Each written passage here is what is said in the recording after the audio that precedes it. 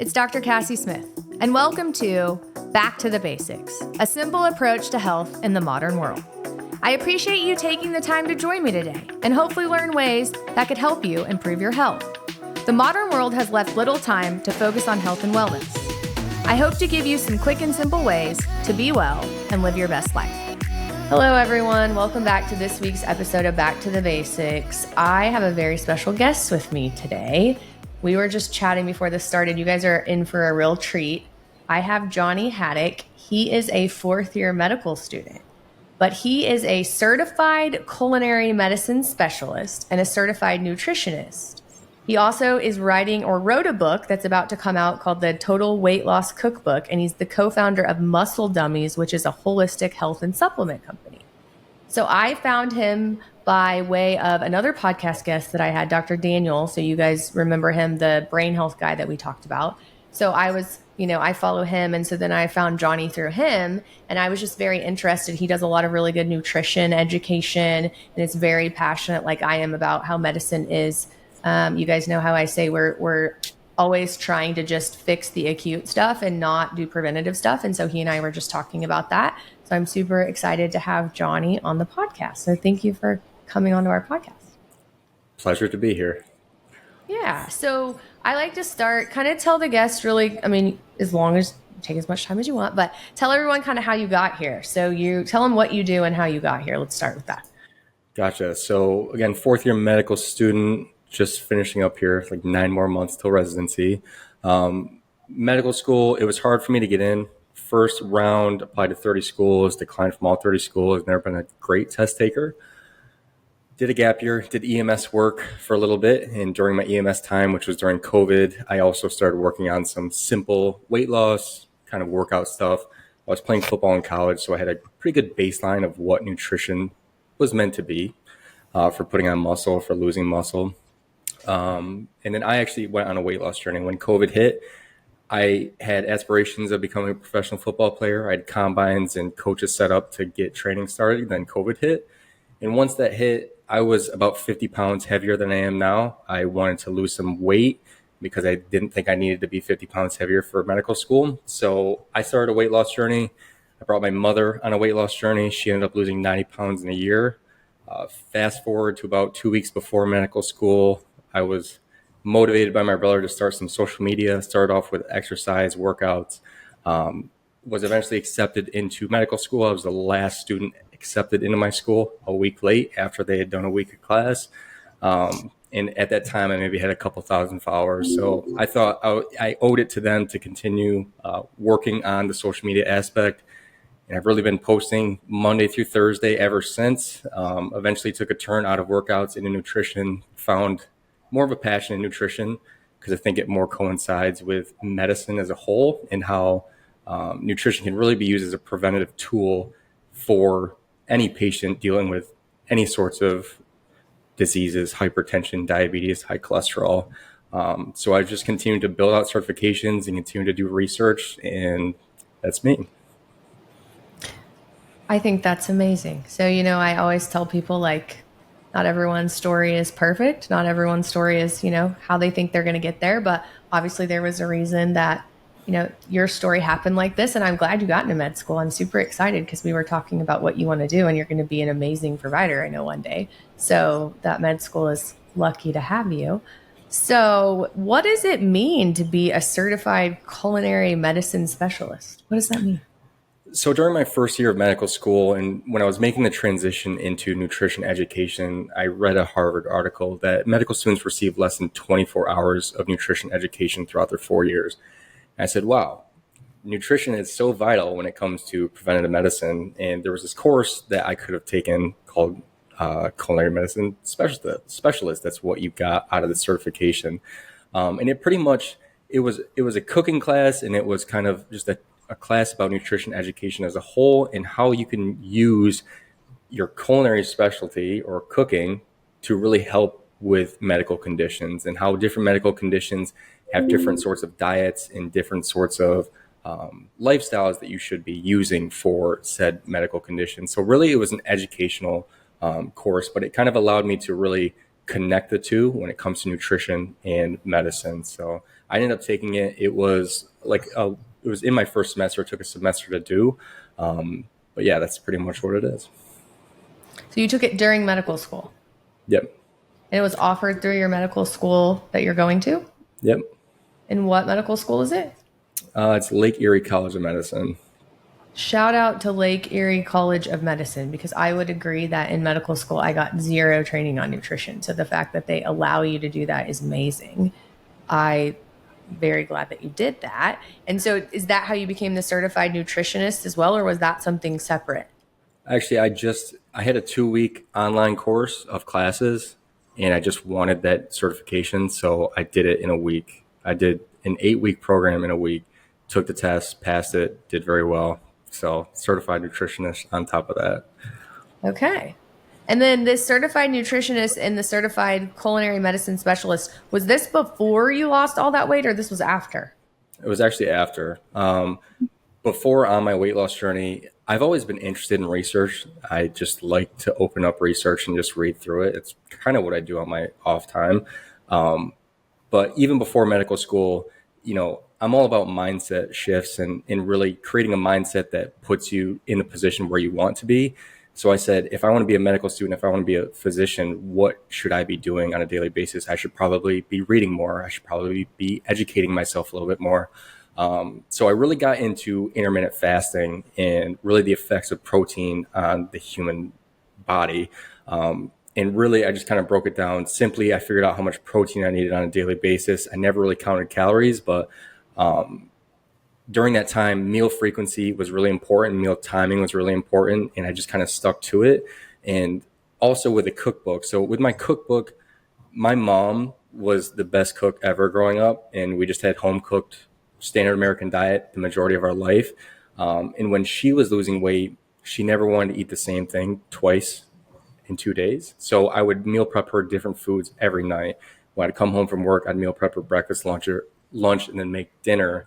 And I would always come up with new recipes, but they'd always be like the same home style recipes that we always had.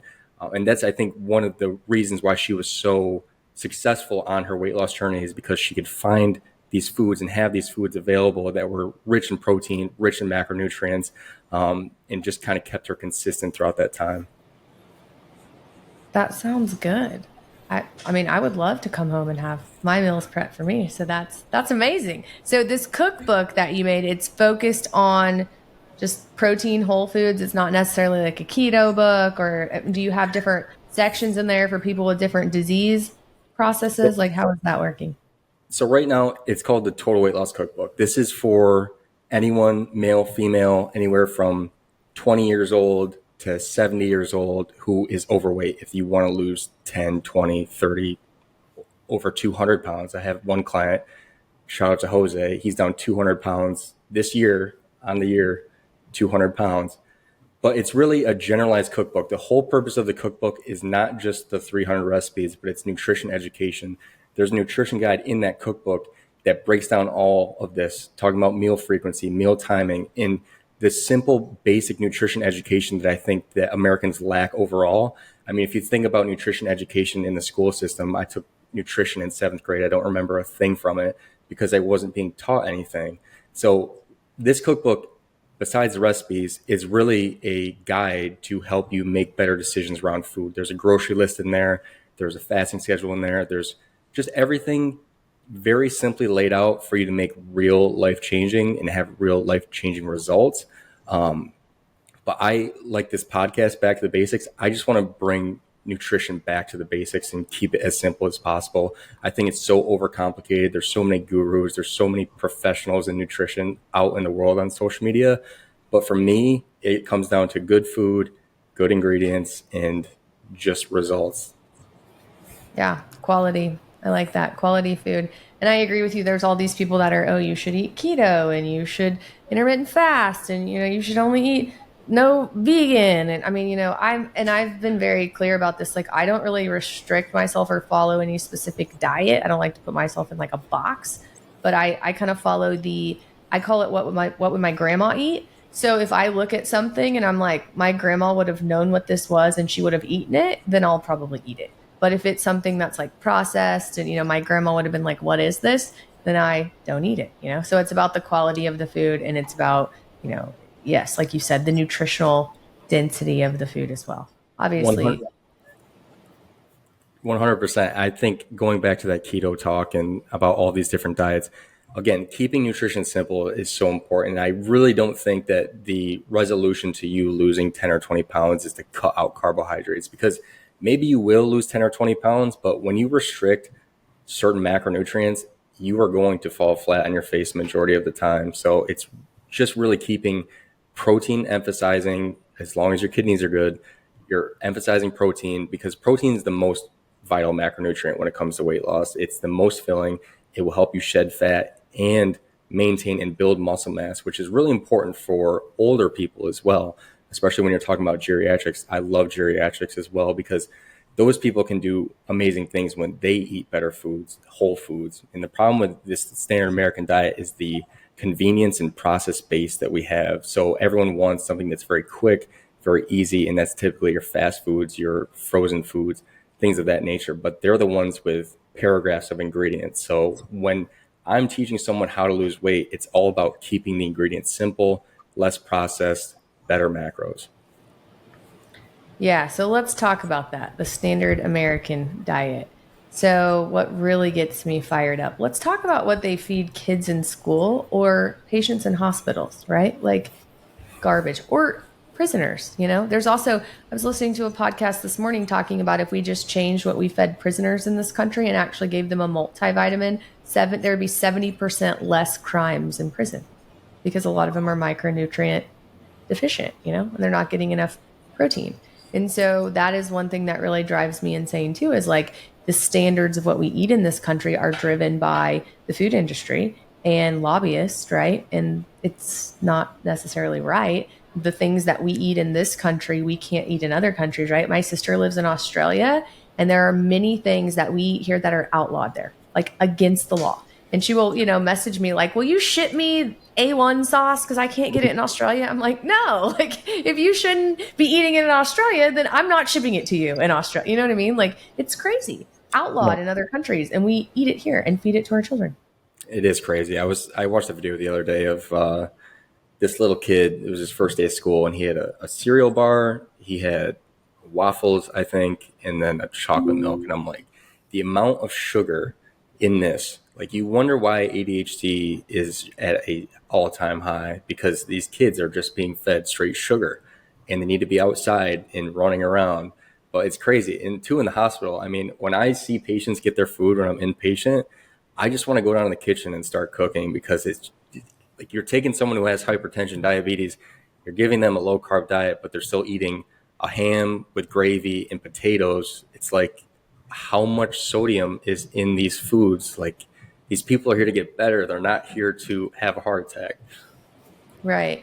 And that is a huge point. They're here to get better. And so in this country, unfortunately, like you and I were talking about, I think healthcare is in a really bad place. Like you pointed out, two out of three adults are overweight or obese in this country, and 1/3 of children now. And the epidemic of diabetes is astronomical, and pre-diabetes, right? Insulin resistance. So 93% of adults have insulin resistance in this country because of our diet. I see it every day. I do fasting insulin levels on all my patients. I rarely see an insulin level less than 5. And I have people who come to me just for preventative care too, and they're not all sick.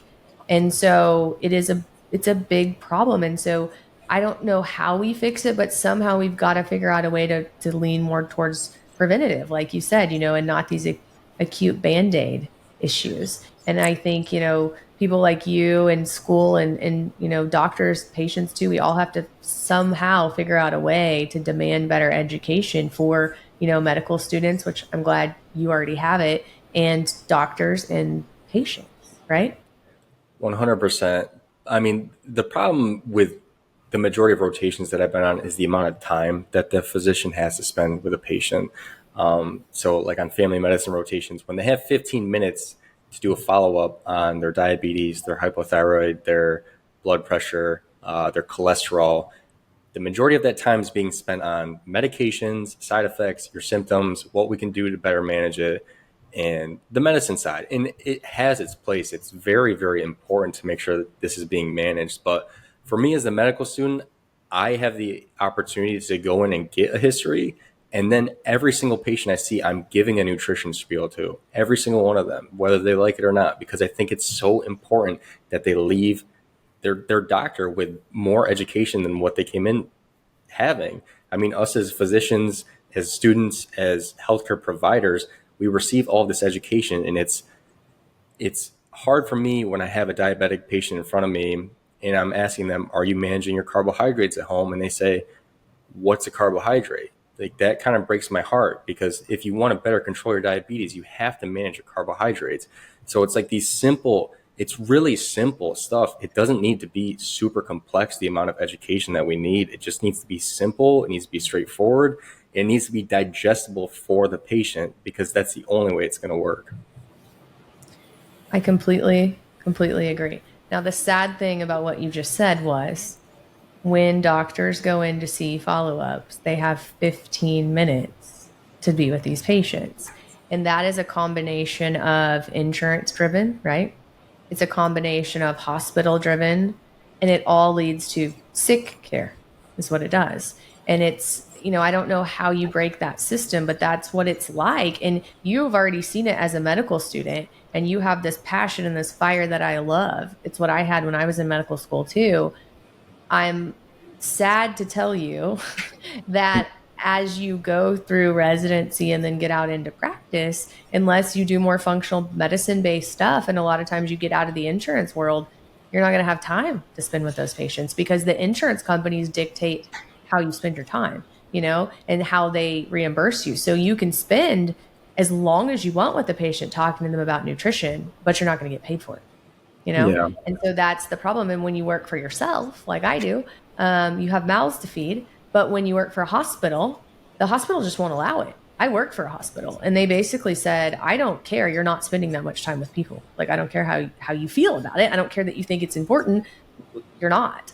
And so it's a big problem. And it's a problem. And I don't know how to fix it. When I worked for the hospital system, it was really bad. When you're on your own, you can do different things, but you make a great point. It is that we need more nutrition education surrounding every disease process, because like you said, your body is very resilient and it can heal itself. It'll fix itself. Just like your mom, you lost all this weight. Your disease processes get better too, but patients have to understand why they're doing it, because it's hard, right? You have to understand, why do I not want to eat the food that tastes so yummy? And, when should I eat it, and what should I eat? And there's so much information out there that's just like, people on social media are making stuff up they don't even know. And, it's anyone can, say whatever they want on social media. So people are confused because we don't have this, systemic, long-term plan in place to teach people what's going on. So I don't know. It's a big problem though, but I am sad, but also thankful that you see it as a fourth year medical student, right? No, 100%. And it's, again, I've worked with some amazing physicians. The majority of the physicians that I do work with, they're amazing people, great hearts, but it's driven by the insurance, it is sad. It makes me sad too. But there's been numerous times that I've worked inpatient, gone and seen someone post heart attack, and I'll run down, do the rounds, write up a little cookbook, write some notes, run back up, say, hey, here you go, take this home, follow this. And if you need more recipes, you can look at this site, give them information. And, too, I'm on a family medicine rotation right now, and I'm looking at all of the pamphlets, and they're all drug companies. I'm just looking for a simple weight loss pamphlet, and I'm looking around, and there's just discounts for all these different drugs. And I'm like, it amazes me. But talking about nutrition and its effects on disease processes, one of my clients, his name's Jose. Jose reached out to me about 16 months ago. And at the time, he was 650 pounds, could not even get out of his house because he was so overweight. He reached out to me. I ended up calling him that same day. He said, listen, I need help. I called him that same day. He said that he was willing and able to work with me. And 16 months later, he's down 200 pounds. His A1C was at, I think, 11.5. He's now down to a 5.1, no longer on his cholesterol medications, blood pressure well managed. And it's just amazing. Our body is so resilient. But in order for our body to be resilient, you cannot feed it sugar, 40 ingredients per meal, and just nonsense. Like, you have to eat better whole foods. And that's exactly what he's done. The biggest thing with me and my clients is ensuring that they're meal prepping, because if you're not meal prepping, then you have no control of the foods that you're putting into your body. If you're going to the cafeteria or going to a restaurant, you lose control there. So I think that was one of the biggest things with him, and it shows. Like, it shows that nutrition really can fix disease processes. I mean, literally 11.5 hemoglobin A1C down to 5.1. I just talked to him today. He's doing absolutely amazing. He has more weight to lose, sure, but he's feeling so much better. And additionally, when it comes to pain management in the US, I mean, back pain and neck pain, we spend millions, billions of dollars on these things every year. But I really think that the majority of the causes are due to 100, 150, 200 extra pounds on your body chronically. I mean, if you go pick up a 100-pound dumbbell, it's a heavy dumbbell. Now imagine carrying two of those around, because your body is holding that much more. So it's just amazing. If you could literally just change your nutrition, you will change your life. It's really not that difficult. I completely agree. And I think that weight also, neck pain, like you said, back pain, but knee pain. The other thing is when you're that overweight, you have really high insulin levels, right? Insulin is one of the most inflammatory molecules you can have in your body. And when your insulin goes up, it's going to drive your cortisol up. And so this is what I say. It's just very basic. It's going back to the nutrition you're feeding yourself. But yes, to your point, you can't give yourself sugar and all these hyper palatable foods that we have had that have released all this dopamine and make you really happy. You've got to go back to simple, basic things. And when you do that, you don't eat as much there, right? Like, did you notice that when you were losing weight? Like, oh, instead of eating processed foods, I'm eating whole foods, I'm eating, good fats. You're not as hungry, right? 100%. And I also tell diabetic patients, when I explain carbohydrates, like eating a bowl of pasta with 300 calories versus eating ground beef or chicken or ground turkey with 300 calories. And I always do this with my hands. I say, when you eat carbohydrates, your blood sugars go up very high and they dip very low very quickly. When you eat protein, it's a more gradual plateau, which also will keep you fuller and keep you feeling less ample to go to the refrigerator and go grab more food. So it's really like these simple things that these people can do. And if you're listening at home, just make sure when you're looking down at your plate that you're eating whole foods, like simple ingredient foods. It's the best thing you can ever do. And you're right, insulin does drive that inflammation that causes so many different things, so many different disease processes. But getting back to that insulin resistance, and I've heard you talk about this, I want to know your thoughts on intermittent fasting, because I know that you talked about intermittent fasting with women, with their hormones and the best time to do it. But what are your overall thoughts with intermittent fasting? Yeah, so intermittent fasting when you're morbidly obese is a good thing, right? If you have a lot of weight to lose, if you have 60 pounds, if you have 90 pounds, if you have 200 pounds, yes, it's a really good thing, because what it's going to do is help lower people's insulin levels, right? Where you have to be careful is in people with autoimmune diseases and women who are cycling, especially if they don't have that much weight to lose. Because if you do put somebody in a long intermittent fast when they don't have a lot of fat reserve, right? So you're going to break down fatty acid when you're intermittent fasting. If you take somebody like me, if you take somebody like me, I don't have a ton of fat reserve, and you say you're going to fast for 18 hours when my progesterone is tanked and I'm in the back half of my cycle, my luteal cycle. At about 12 hours, my body goes, okay, it's time to eat, right? Because my progesterone's high. It's getting ready to have a period. And so if I don't eat, then your body's like, okay, what's going on? I want some food. And it slowly starts to drive your cortisol levels up. And it's just in the back half of your cycle. Now, if you're somebody who's a little heavier, what will happen is you'll have, if you have a lot of extra fat, then fatty acids will start to break down. Then you go through, lipolysis. And so that cortisol drive is not going to be as high in somebody who has a little bit of, or a lot of extra fat reserve. And so I'm okay with intermittent fasting. I think it's a great tool. To be honest with you, if I go on vacation and gain like 4 or 5 pounds because I'm just being an idiot, I'll come back and do some intermittent fasting and a lot of it goes away. But you just have to be careful. You don't want to do, and you also don't want to, if once you lose the weight, you don't want to keep doing it excessively, and especially in that luteal phase of your cycle, because you'll drive your cortisol up. And then when you drive your cortisol up, it messes with your adrenal gland. Now, men, this is why you guys just suck. You have so much testosterone that you guys can fast all you want. And it's easier for you to fast too, because testosterone does better with fasting. Okay. So when you fast, your testosterone is going to help. It's going to help bring your insulin level down. You guys don't have the same symptoms that we do. Not to mention you can build muscle easier with all that testosterone, right? And the more muscle you have, then the easier it is to lose weight. So I'm okay. I'm a proponent for fasting to a certain extent. Now, when you have really bad diabetes, you're 200 pounds overweight, that sort of thing, with a doctor, obviously doctor supervision, the best thing that your client Jose could do is to do some 3-day water fasts. 100% reset his gut, reset his immune system, right? His stem cells. Now, if he's on medication that's going to drop his blood sugar, it's obviously got to be done with a healthcare provider or with a coach, but it does amazing things for your gut and lowering your insulin and your cortisol. Yeah. And I think that's amazing. I mean, the education's awesome, so I appreciate it.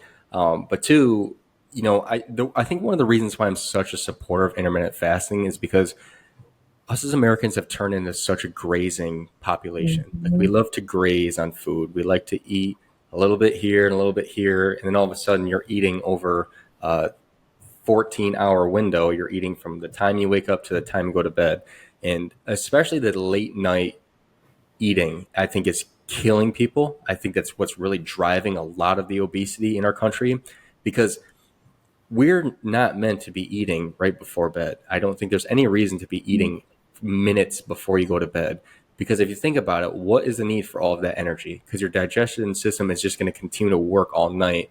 And I just think that's something, even if you're someone who's not trying to lose an excessive amount of weight, but again, meal frequency for me is such a simple thing that people can do.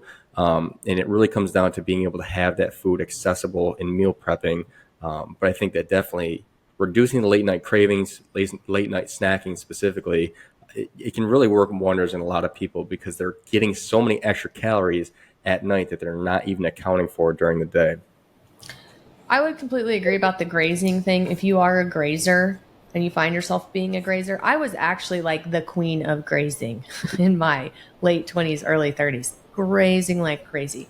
So if you find yourself doing that, then I think intermittent fasting is a great way to help with that. But the other way you can do that is just, I have like a set cutoff. Like, nothing goes in my mouth after a certain time. It doesn't matter. So if I don't eat dinner by a certain time, I'm not eating dinner. And so you just kind of have to get to that point. Otherwise, I would walk in my pantry and eat all night long.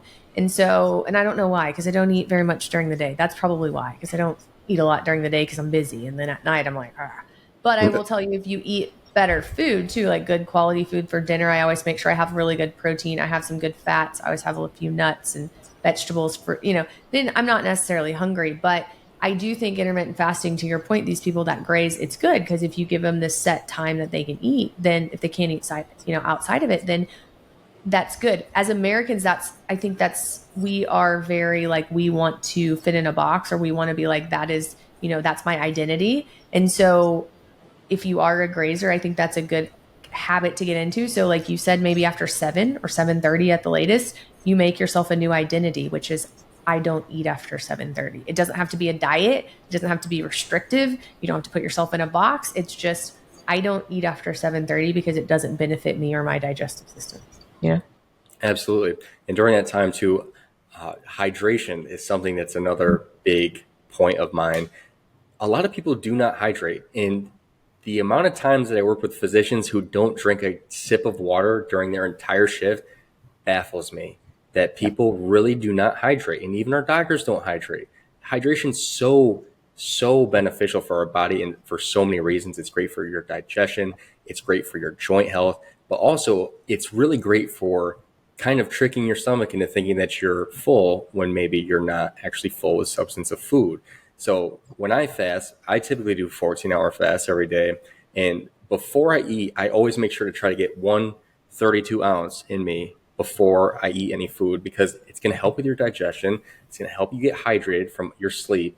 But it's something that a lot of people tell me that they can't stand the taste of water. And it baffles me, because water is so necessary for our body to function. And it's something that's so easily accessible here in the US. I really wish people would just hydrate a little bit more. And I always tell every one of my clients to get a 32-ounce flask and to carry it around with them. Because again, with me, I just want things easily accessible. Good meal preps easily accessible, a water bottle easily accessible.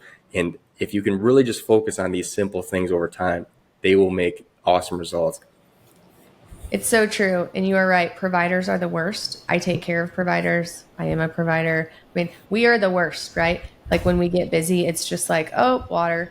It's so bad that I've gotten to the point where I take 3 water bottles to my clinic with 20 ounces, right? And I just lay them all out. So that way, if one's empty, I don't have the excuse of like, oh, there's not another one. And I drink at least 40 ounces of water before I get to clinic every morning. At least 40, because I work out in the morning and I sauna and I do all the things. So like I drink water while I'm working out, sauna. But it's true, like water is so underutilized. And if you don't like the taste of water, there is great electrolyte replacements that aren't made of sugar. So I love Relight. Relight is salt-based. But we do in-body scans at my clinic, so it looks at your intercellular water. And when I see people's intracellular water, like people are so dehydrated, intravascularly dehydrated. It's insane. So hydration is very important. I would agree. Carry something around with you. And these Alanis and all these things people eat, drink, bang, and all these energy drinks, terrible for you. It's terrible for your gut. It's not good for you. The B vitamins in it a lot of time are cyanocobalamin. Cyano is not good, people. Cyano is a bad. Look it up. Look what the prefix of cyano is. And so you don't want these vitamins, these bad vitamins and all this sugar. You don't want it flowing through your system all the time, because if you're drinking these things all throughout the day, think about it, your insulin spiking, like you agree, or like you talked about, right? And so it's just that if there's one thing we could pick in the whole universe that we could make people stop doing that would probably make us the most healthiest, it would probably say everyone has to drink just water, right? The liquid calories are insane. It's as simple as that. Do you like what you've heard so far? If so, Modern Endocrine is now able to provide telehealth services in 8 states, including Arizona, Nevada, Oklahoma, Texas, Ohio, Illinois, Michigan, and Georgia. If you would like to become a patient, visit our website at www.modern-endocrine.com/contact. You can also email us at hello@modern-endocrine.com or call our office at 405-286-1571 to schedule an appointment. Please note, we no longer accept insurance for new patients. However, we do have customizable membership programs available. Your first visit will include a detailed intake, and lab orders will be provided to further assist us in developing your 10 stages to ultimate health plan. We do offer discounted lab rates with a nationwide lab service. And now back to the show. And it's totally opposite for someone trying to put on weight, or cancer patients, people who really struggle with nutrition. Getting in liquid calories is so important, but it's incredible the amount of calories that people ingest without even knowing. Having a soda here, having a soda there, all of a sudden you're 50 tablespoons into sugar with 500 calories. These things add up, and that's another main point of mine when I'm working with clients is you're going to either stick to water or electrolytes, because the extra liquid calories, they're not really necessary. Now, I do think that smoothies in general are very good for people, because I think you can get a lot of nutrients in them, A, and B, they're super filling. So for dessert, I always tell people to either make a smoothie or to make one of my protein cheesecakes. But sometimes having liquid calories can be really helpful in that it can really help fill you up and to kind of trigger those hormones in our stomach to tell our brain that we are really full, even though we may have not had a bunch of calories. So there's kind of like 2 things there. So no sodas, juices, all of the extra stuff with sugar, maybe not so much. But when it comes to smoothies, things like that, utilizing them to help fill your body is beneficial for sure. But you mentioned saunas and working out, and I'm curious to you, what does your day look like when it comes to taking care of your physical health? What techniques do you do? I saw you have a new red light therapy bed. Talk to me about these things. Okay, I will. But I also want to point out, listeners, coffee, we did not specify. You people that go and get your foo-foo coffees every morning also drives me crazy. Do you know how many grams of sugar are in Starbucks lattes or wherever you get your latte? Also, alcohol. That's the other thing I wanted to point out. I saw a guy today, love him dearly. He's been my patient for a while. He literally drinks 12 beers on Saturday and Sunday. That's 24 beers a week. That is, oh my gosh, at least a pound. So, just to recap that, anything that goes in your mouth that is liquid should be water or a very nutritional smoothie. Yes? Yes, I definitely agree. The coffees kill me too, Yeah. especially that when people break their fast with those coffees. It's just like some of the worst. It really comes down to behavior. These are instilled behaviors in people. They get into a Mhm. habit of every Mhm. day going to Dunkin' or going to McDonald's or going to wherever they go and getting these foods, getting these drinks. It's a behavior that needs to be broke. It's a mindset shift that needs to occur for that person to get better results for better health. And it's really simple. Once you can break the habit, it's very simple. But really, when it comes to health and health maintenance, it's really just adapting these better habits over time that will lead you to feeling more energized, feeling better about yourself, more confident, more happy, and more healthy in general. Yes, 100%. I used to be a girl who loved my vanilla latte from Starbucks or my pumpkin spice latte. I was like an everyday Starbucks girl for years. I'm embarrassed to tell you guys that. I consumed 50 grams of sugar before I ate anything for years. Okay. Not good. If I could take it back, I would take it back. But I can't. So don't do it. Now, on to more positive things. Well, and also your protein cheesecake. I'm very intrigued. I definitely am going to have to get this cookbook because I love cheesecake and I love protein. But I digress. We'll put the link to your cookbook for sure in the show notes. But I'm excited. Is it in the cookbook? It's in the cookbook. I have more protein cheesecake recipes than the Cheesecake Factory has on their menu. Just saying. Oh my Just saying. goodness. Okay, I can't They're wait. very I, simple. I can't wait. Okay. So my morning routine has developed over the last probably 5 years and it is amazing. Like I will tell you, I am so happy about my morning routine. It's long, but so I wake up about the same time every single day. So I also think that going to bed at the same time and waking up at the same time is very important. So I'm up at 5:15. I spend and by the way, when I wake up, you guys, my alarm goes off. My phone is in airplane mode, so I can't be doing crazy things on my phone. I turn my alarm off and that's it. You should not pick up your phone and be scrolling through social media, seeing blue light, all that bad stuff, okay? Turn my phone off, go to the bathroom, put on my workout clothes. It's not negotiable. They're already ready. So then I spend about 5 minutes. I go turn on my Echo Dot. I drink hydrogen water every morning, so I got to fill up my Echo Dot. So like cold hydrogen water. And then I go set in front of. I have a red light, just a panel at my house. I set in front of my red light panel, and that's the first light that I see. I don't turn on any other light because I want that red light in my eyes so that my body will wake up and start making cortisol. So 5 minutes in front of my red light while I'm waiting for my hydrogen water. And I have a book that I read. I have a daily devotional a woman's devotional, and it takes me about 5 minutes to read my devotional. So it's perfect. So I read my devotional, I look at my red light, and then I go back and I get my hydrogen water all ready. So I make sure I have 40 ounces of water before I go to the gym. And half of that has electrolytes. So I don't eat before I lift unless I'm lifting really heavy and I'm trying to build muscle. So like leg day. So this morning I did back and shoulders. So if I'm going to go fasting, then I do electrolytes. So relight, half of it's got relight, half of it's water. And then I try to either before I go to the gym or when I'm done lifting, depending on when the sunlight is out, I make sure that I take a walk. So there's a quarter-mile track near my house. So I walk for a quarter of a mile and I look at the sun. This morning the sun wasn't out yet, so I went to the gym first. I do a red light bed as well. So yes, we have this amazing red light bed at our office. I believe in red light therapy so much. So I make sure and I do my if I'm going to go lift, then I definitely do red light before lifting because it helps with inflammation. For people who want to like optimize their health, it also helps with muscle pump, right? So your blood flow to your muscles is going to be better. So you're going to be able to build muscle better. You're also going to recover better. And it also helps with fatty acid metabolism. So you're going to lose more weight. So this morning, did my red light, got ready for the gym, went to the office, did my red light bed, went to the gym. I work out for about 45 minutes every day, not negotiable.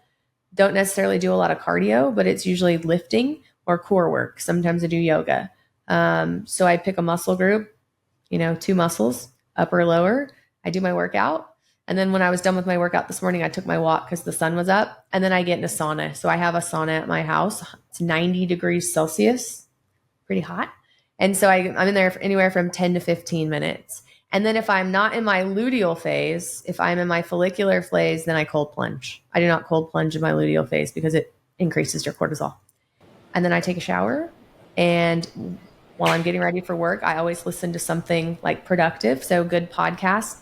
So Dr. Mark Hyman, I listen to my podcast. So anything good, functional medicine-based podcasts. And then I go to work. That's my routine. When I get to work, I have my breakfast when I get to work too. And so, within 30 minutes of working out, I put it on social media all the time. I start my breakfast, and every morning after I fast with fermented foods. That's really important. So if you don't eat fermented foods, Johnny, you have to start, especially on an empty stomach.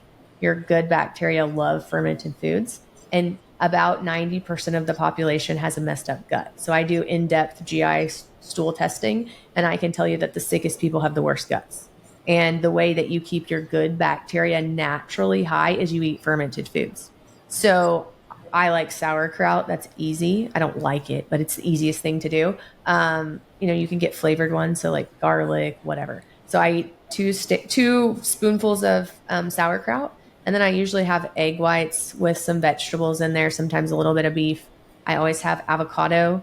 I always have olive oil and salt. And then I have a little shake with some creatine, so my muscles, are recovered. And I usually have like a handful of berries or nuts. So that's how I start my day every day. And then I have at it. We're at clinic, so just whatever comes in the door.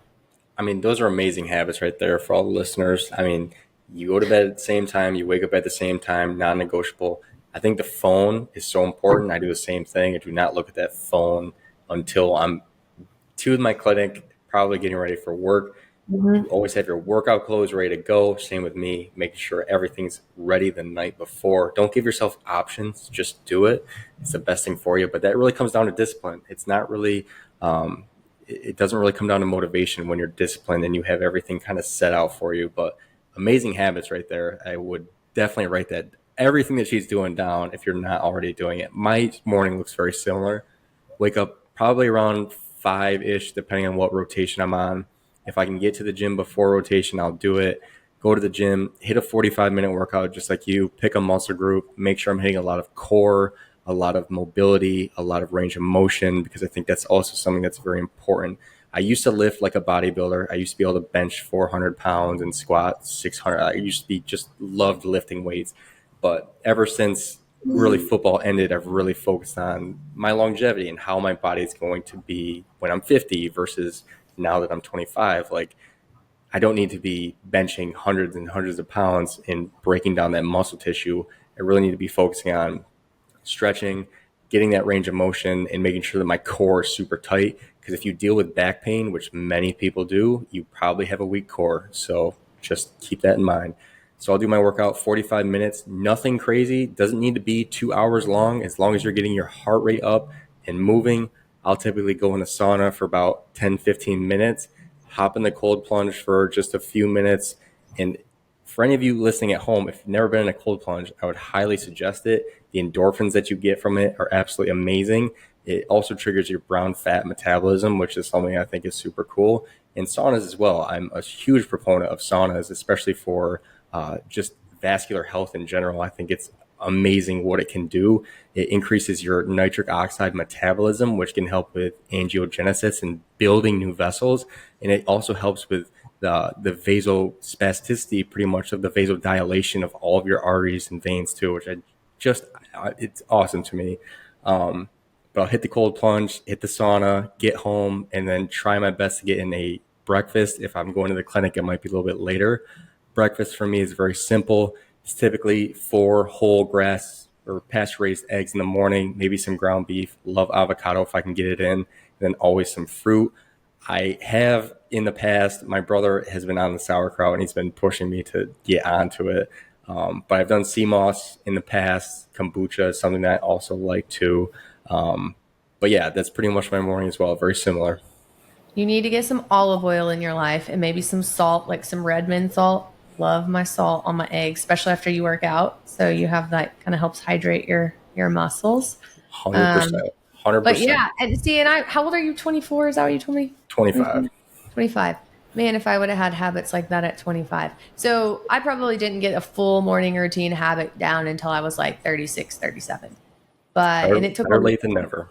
yeah, it took a long time. But I will tell you that if you don't do it, like if there are days where I stay up too late or whatever and I sleep in because I do that, I will prioritize my sleep over exercise. I just don't feel as well. Like mentally you're not there. Like you're not on, you're not ready. And to your point about the cold plunge too, like, so we have a cold plunge in our clinic now too. And so if you're getting sleepy, like if I'm getting sleepy after lunch and I'm like, ugh, the best thing you can do is go get in a cold plunge for a couple minutes. So I'm like, all right, I'm hitting the cold plunge. I'll be back. And then in the afternoon, you're like, yeah, let's go. You know, Yeah, like, I wish they had those in hospitals. yeah, well, we were talking about this. So you are considering doing internal medicine, right? That's what you're thinking Mhm. you're going to do with your life, which I love. Because do you want to tell everyone why you think you want to do internal medicine? Yeah, I mean, I think just the amount of medicine that you learn and the amount of specialties that you get to see and interact with and communicate with, I think will build the best foundation of medicine as a whole for me. And I just love how spontaneous work is. I love when you're admitting patients, you don't know if it's a cardio case or an alcohol case or a diabetes case. So it's always a different case. So the day is never the same as the day before. So I also like that about that too. But again, I think the knowledge base you get there it's foundational stuff. And I think I can really, if I get a great foundation, I can build from it when I get into this functional stuff. Because everything that you do with hormones and all these biohacking techniques are something that I'm super interested in. And I'm just going to continue to learn about it during this time, especially being a fourth year that I have so much, not that I have so much time, but on rotations, when I'm not working on notes or classwork, I'm just researching. I just love to research, and I'll look up, what saunas do to our health and why are they good for us. I'm super interested in red light therapy, cold plunges, all of these things. I just love researching. So hopefully during this time, I have 9 more months until residency is supposed to start. I can just get a great foundation with these sorts of health, the functional side of health, before I get into the allopathic side of it. Yeah.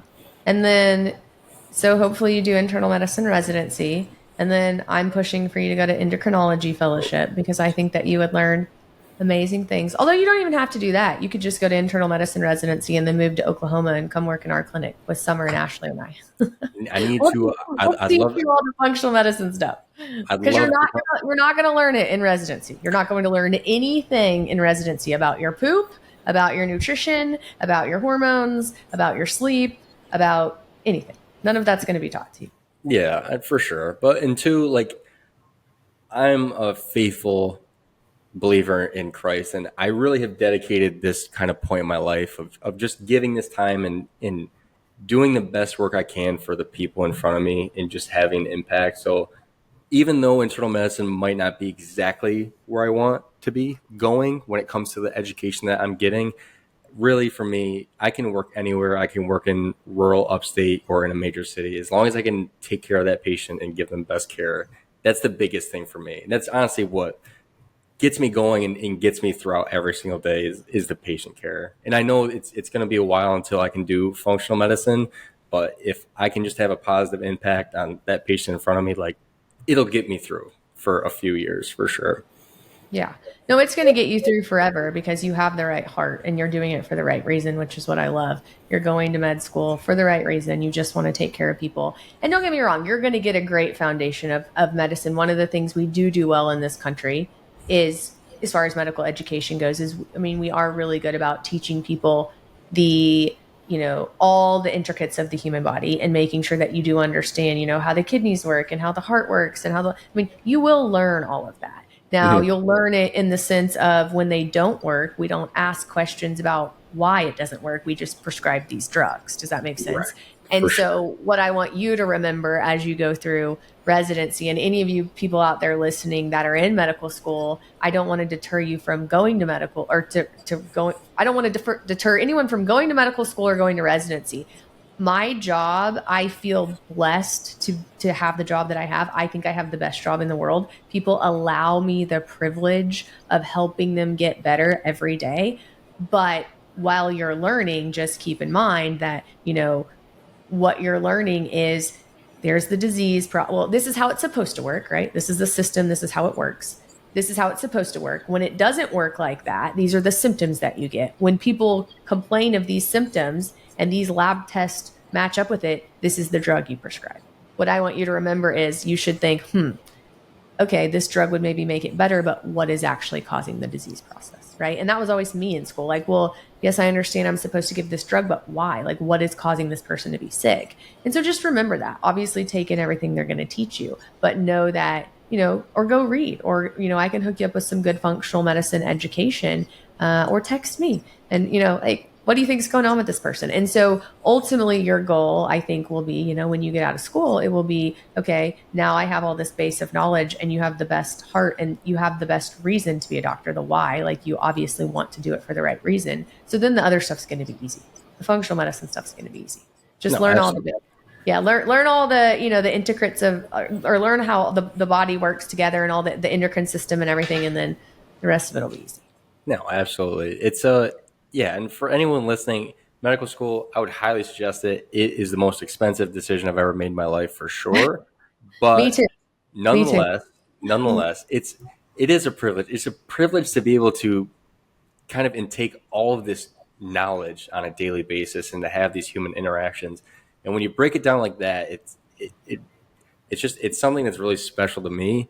But yeah, I mean, there's definitely times that I kind of question like what's really going on. But again, there's so many sick people in the U.S. that we need to take care of those acute problems. And, sometimes it's communication between the discharge and a primary care of, what really should this patient be doing and why are they on these medications? There's so many problems, but the best thing about medicine are the people who have the best hearts and who have your best interest, and finding people like you who actually really care and want to figure out what's going on and why it's happening. That's what makes medicine such a special thing. With all this knowledge and all this education, knowing and finding good people and good connections that's the entire thing of it. Yeah. And it's really cool too. Like you've probably already experienced this, but you're going to experience it more. It's cool and it's really kind of scary at first, not for me anymore. But I remember when I was in residency or when you first start practicing, to think like this human came to me and they literally said, these are all the things that, don't feel well or isn't working right.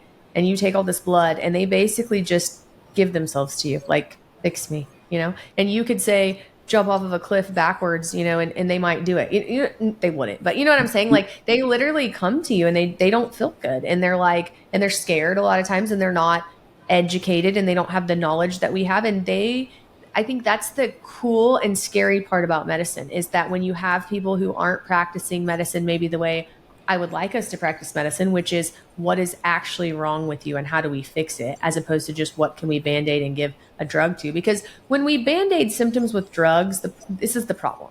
I did it because that's what I was taught, right? I told you I went to med school, I went to residency, I went to fellowship. And then when I got out of fellowship, I was an endocrinologist, traditional endocrinologist practicing for Mercy Health.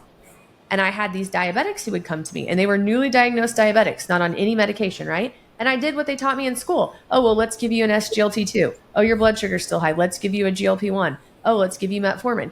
Every time you add one of those medicines, the problem is those medicines have side effects. So then the patient comes back and they're like, well, now I'm having this. Well, is that because of the initial disease process that you had that we need to figure out what's going on? Or is that because of the drug I just gave you? Well, I don't know, but you're still not well. So let's add another one. And so then you turn around 6 months later and they're on 6 medicines and now they still have the symptoms they came to you with, plus a few more. And you're like, well, crap, is their disease process actually getting worse or did I create those other symptoms? And that's the internal struggle I had from the beginning. I would come home and tell my husband, like, I don't know that I'm making these people better. Like maybe their A1C is better, but now they're on all these medicines and they're tired and they're malnourished and they're, and so that is the like love-hate relationship that I have with medicine. And that's just what we're taught. And so it's difficult. And that's what we have to try to change in healthcare. Does that make sense? Absolutely. And especially for those diabetic patients, again, that's why it really comes down to nutrition education. If you can get nutrition education early in when they're coming in for pre-diabetes and their hemoglobin's in that range, if you can give them good education before they trickle into the type 2 diabetes, before they have to start metformin, before they have to SGLTs, the GLP-1s, then all of a sudden their hemoglobin A1C is out of control, they're overweight, they're coming in for weight loss medications. If you can just rewind it all and go back to that first visit where they came in, where they were pre-diabetic, and they're at the teetering point where they could either fall into the diabetes whirlwind of going to the doctors constantly, poking your fingers, having potential side effects of medications, and continuing to worsen their diabetes. If you can just get them caught with good nutrition education, you send them home how to manage your carbohydrates, why you should be focusing on protein if their kidney function is good, and why they should be hydrating, and really how you should eat as a human being, you can really just prevent all those complications from happening. And it's sad for me. I remember I was working with the vascular surgeons, and there was this 35-year-old, and she was coming in for her second leg amputation after, just uncontrolled diabetes for 20, 25 years. Literally since she was a kid, when she was young, and she always said it was genetic, and she's getting her leg cut off. And I just remember I watched the surgery itself. I'm not going to surgery for a reason. I don't super love surgery, but I remember seeing her after, and just, it was like despair, like just no hope. And I'm just thinking, like, this human being, if 20 years ago someone had came in their life and just given them the resources and tools to make better decisions, like, this probably wouldn't be happening. And that's the problem with me when I see some patients with uncontrolled diabetes. It kind of breaks my heart, because I know there was a time that their body likely was okay and they were on the right track of something. But that's why it's important for any healthcare provider to get nutrition education, because it's something that's so simple. Everyone should know how to eat. We eat every day. It's something that we love doing. And I love food. That's why I make all these recipe videos. But if you can really teach someone how to eat, you can prevent all of these things, and prevent them from spending thousands of dollars on GLP-1s because they want their Ozempic, but their insurance doesn't cover it, or save them from their feet being numb, or save them from an amputation. It's like, if you can just give them the tools and resources for any disease that we know with nutrition wise, you can really have such a lifelong impact on these people. Amen. 100%. Like you said, it's just, that's the only reason I do this podcast. And that's honestly the only reason I'm on social media. I actually hate social media. I think it's garbage for your brain. It's a waste of time. The only reason I do it is because I know that I can't see in my clinic in Oklahoma City the amount of people that I can make an impact in their life with education that I can by recording this podcast with you and putting it out to the world, and then letting someone chop it up and put it on social media. It's a lot of work. I don't get paid for it, but I feel really good about it. And when I go to sleep at night, it makes me really happy knowing that 7 billion people could download this if they wanted to and learn something, right? I hope they do, because there's a lot of good information in this podcast, and it really is simple, guys. If you can just figure out your diet, continue to hydrate, work on your meal frequency, and just be consistent, you will live a healthy life. You will be okay. But someone's got to be able to tell you, and if you're listening, I'm telling you right now, it will be okay, but you got to make a change. You have to have a mindset shift. You have to start changing your habits around food and around the things. You're waking up and going and getting coffee in the morning, and you're just not eating well. You're not meal prepping. It just takes a shift in your habits. That's it. It's really that simple. Let's get back to the basics. That, and you need somebody to be on your side, whether it be a doctor or a coach or a family member. You need somebody to hold you accountable and be on your side. And so that's the other, problem is a lot of times people go to providers and they might not get the answers they need. And if you go to somebody and you tell them, I want to get off this medicine, a lot of doctors take offense to that. And so if that's the case, just find a different doctor. There's a lot of doctors out there that are functional medicine oriented. And so I would say never give up on yourself. Always be yourself's best advocate and let your body heal, like you said. So a couple things. So I end this podcast with 3 questions. So I want to ask you those questions. But before I do that, I'm going to throw this out there. It's your last year of medical school. So I think, if you want to come see us in Oklahoma and do some rotation at Modern Endocrine, I think you should come get a little feel of the functional medicine world, because I think you would be hooked and you would be addicted and you would love it. My patients would love you. My staff would love you. So you should come hang out with us, even if it's just for a week. 100%, especially if it's in the wintertime here in upstate. It's brutal here. I don't know how it is in Oklahoma City. I've never been. Yeah, it depends, but we're nice here too. East Coast, you people are.